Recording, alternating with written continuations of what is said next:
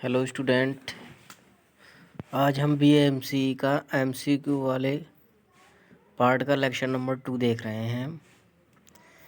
इसका पहला क्वेश्चन है, रासायनिक ईंधन के मुख्य तत्व होते हैं। तो रासायनिक ईंधन क्या होता है? कार्बन और हाइड्रोजन की चेन होती है।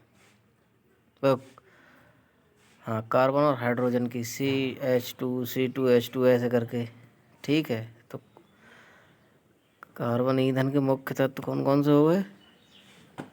रासायनिक ईंधन के कार्बन व हाइड्रोजन। Option number C।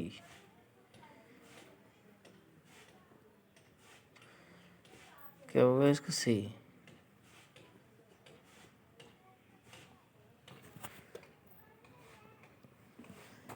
ठीक है। दूसरा है, ईंधन का दहन है। क्या है? ईंधन के दहन में क्या होती है? रासायनिक क्रियाएं होती हैं। ठीक है।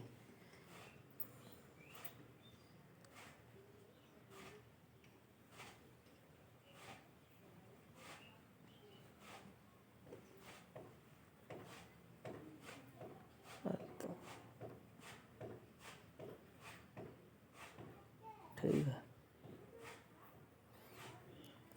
अगला है क्वेश्चन, दहन क्रिया को संपन्न करने के लिए आवश्यक है। देखो, पदार्थ का ज्वलनशील होना दहन क्रिया के लिए आवश्यक है। प्रज्वलन तापमान मतलब उतने टेम्परेचर तक पहुंचना चाहिए यहाँ पे उसका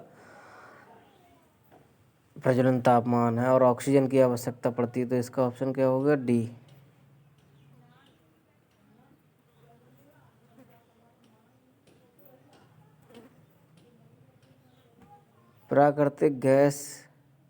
प्राकृतिक ठोस ईंधन है। प्राकृतिक ठोस ईंधन क्या हो जाएगा? एंथ्रासाइड।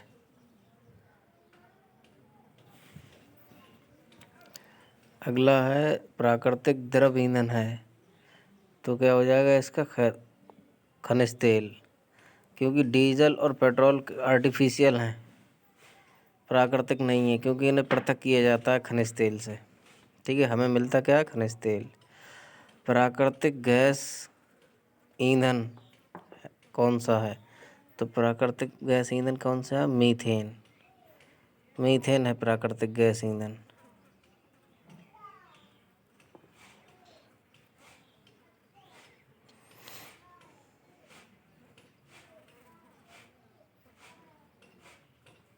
ठीक है। Option number D। कोयले के प्रत्यक्ष विश्लेषण में क्या ज्ञात किया जाता है? नमी ज्ञात की जाती है। नमी। पिसे हुए कोयले को बंधक पदार्थ बनाने के साथ सांचे में दबाकर क्या बनता है? ब्रेकेट बनता है। दहन क्रिया में ऊष्मीमान कम करता है। कोई कम नहीं करता है, कुछ नहीं। ऊष्मीमान कितने प्रकार के होते हैं? 2 प्रकार के होते हैं। पेट्रोल का ऊष्मीमान कितने से होता है? 42 से 44 डिग्री के मध्य। इंजन में अभिघात के दौरान उत्पन्न होती है। अभिघात मतलब डिटोनेशन के टाइम पे, मतलब ईंधन का एक साथ जलना। तो क्या होती है? उसे बोलते हैं डिटोनेशन। इंजन में एक साथ जब एक फ्यूल जलता है तो क्या होता है? धीरे धीरे ना, ग्रेजुअली ना जल के एक साथ जलने को अभिघात कहते हैं। अभिघात के दौरान क्या होती है? तीव्र ध्वनि उत्पन्न होती है। इकाई भार ईंधन के पूर्ण दहन से जो ऊष्मा मिलती है, जबकि जल वाष्प के संघनन से प्राप्त ऊष्मा सम्मिलित न की हो, उसे कहते हैं ईंधन की निम्न ऊष्मा। ठीक है, उसे ईंधन की निम्न ऊष्मा कहते हैं। Option number B। और इसमें क्या हो? जल वाष्प की संघनन की ऊष्मा सम्मिलित हो तो उसे क्या कहते हैं? ईंधन की उच्च ऊष्मा। तो किसी ईंधन के इकाई आयतन के पूर्ण दहन से जो ऊष्मा उत्पन्न होती है, जबकि संघनन से प्राप्त ऊष्मा सम्मिलित की गई हो, तो पहले बता चुके हैं क्या होती है? ईंधन की उच्च ऊष्मा। D option. डीजल तेल में अभिघात कम करने के लिए क्या मिलाते हैं? एसीटोन पेरोक्साइड ये तो मिलाते हैं, इथाइल नाइट्रेट ये भी मिलाते हैं, आइसो एमाइल नाइट्रेट ये भी मिलाते हैं। तो उपरोक्त सभी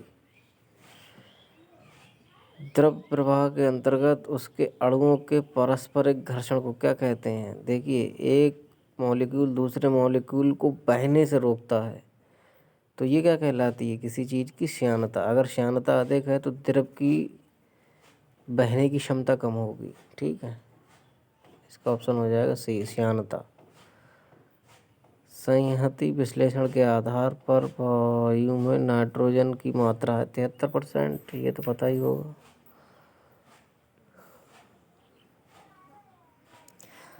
अगला देखते हैं, आयतनिक विश्लेषण के आधार पर वायु में नाइट्रोजन की मात्रा 21%। ये क्या है? ऑप्शन नंबर सी, ऑरसेट उपकरण से ज्ञात किया जाता है।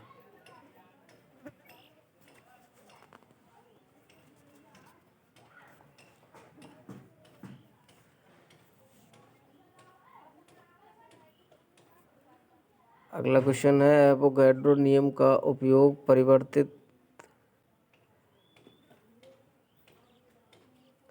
करने के लिए किया जाता है। यौगिक को मिश्रण, ठीक है, रासायनिक ईंधन है। रासायनिक, देखिए यूरेनियम और प्लूटोनियम और थोरियम ये क्या है? नाभिकीय ईंधन है। रासायनिक ईंधन क्या हो जाएगा? कोयला। अब देखिए, नाभिक या न्यूक्लियर ईंधन है तो यूरेनियम और प्लूटोनियम, क्योंकि डीजल रासायनिक है, मीथेन रासायनिक है, लकड़ी कोयला। एंथ्रेसाइड पहले ही बता चुके हैं, ठोस ईंधन है। ठीक है,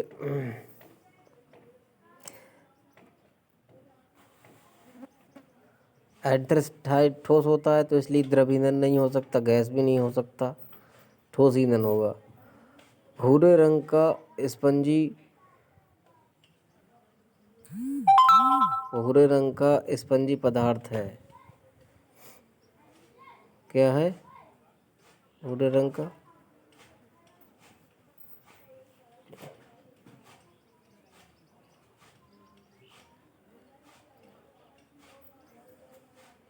बिटुमिनस कोयला। गोबर गैस का ऊष्मीयमान, एक अच्छे ईंधन का ऊष्मीयमान अधिक होना चाहिए।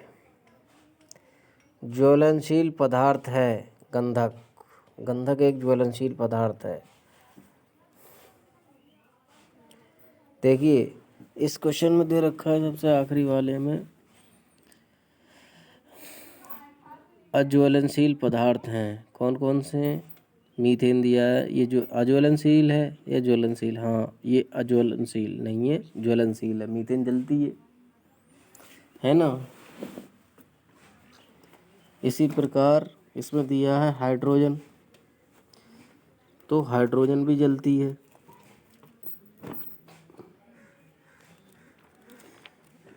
कार्बन क्या है? कार्बन और हाइड्रोजन का मिक्सचर ही तो क्या है? केमिकल ईंधन है। रासायनिक ईंधन में क्या होता है? हाइड्रोजन प्लस कार्बन का मिक्सचर होता है।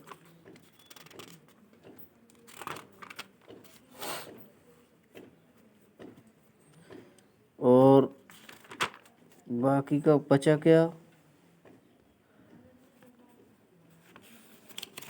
बचा यही नाइट्रोजन। तो नाइट्रोजन ही नहीं जलता है, तो इसका ऑप्शन क्या हो जाएगा? नाइट्रोजन।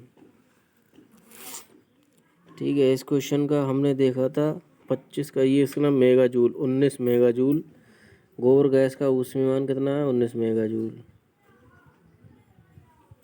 और सेट एपरेटस क्या मेजर करता है?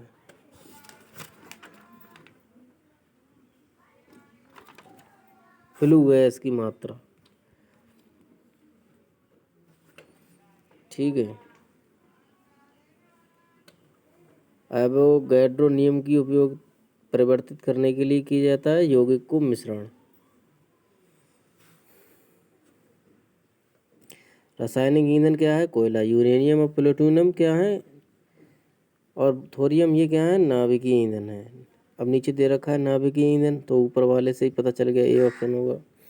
डीजल, लकड़ी, कोयला, ये क्या हो जाएगा, लकड़ी, डीजल मीथेन हो गया रासायनिक, और ये जीवाश्म। एंथ्रेसाइट क्या है, एक ठोस ईंधन है। अब दे रखा है भूरे रंग का स्पंजी पदार्थ है, जीर्णक या पीट। इसका क्या हो जाएगा, जीर्णक या पीट। इसका ठोस, इसका यूरेनियम, थोरियम, इसका कोयला, यौगिक का मिश्रण। फेलू गैस की मात्रा ये 21% हो गया, ये 19 हो गया।